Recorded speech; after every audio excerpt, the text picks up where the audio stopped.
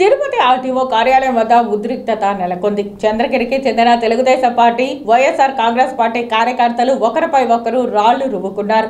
పోలీసులు రంగప్రవేశం చేసి స్వల్ప లాఠీ చార్జీ చేయవలసి వచ్చింది. గురువారం ఉదయం తిరుపతి ఆర్టీఓ కార్యాలయం వద్ద తీవ్ర ఉద్రిక్తత నెలకొంది.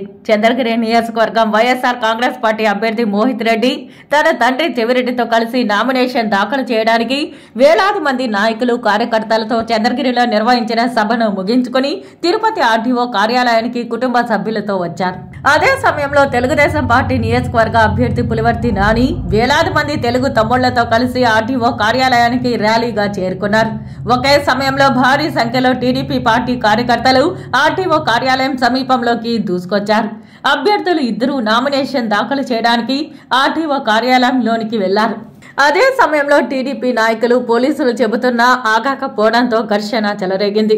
మొదట నినాదాలతో మొదలైన అరుపులు అటు తర్వాత సవాలు విసిరే స్థాయికి చేరుకున్నాయి. అనంతరం ఒకరిపై ఒకరు రాళ్లు రువ్వుకుంటూ ఘర్షణకు దిగారు. అక్కడే ఉన్న పోలీసులు, కేంద్ర బలగాలు రంగప్రవేశం చేసి స్వల్ప లాఠీ చార్జీ చేయవలసి వచ్చింది. కొద్దిసేపటికి బయటకు వచ్చిన ఎమ్మెల్యే చెవిరెడ్డి భాస్కర్ రెడ్డి కారును టీడీపీ కార్యకర్తలు చుట్టుముట్టారు. పోలీసుల అతి కష్టం మీద చెవిరెడ్డిని ఆర్టీఓ కార్యాలయం దాటించవలసి వచ్చింది. పులివర్తి నాని బయటకు వచ్చి సంయమనం పాటించాలని కార్యకర్తలకు పిలుపునిచ్చి అక్కడి నుంచి కదిలారు.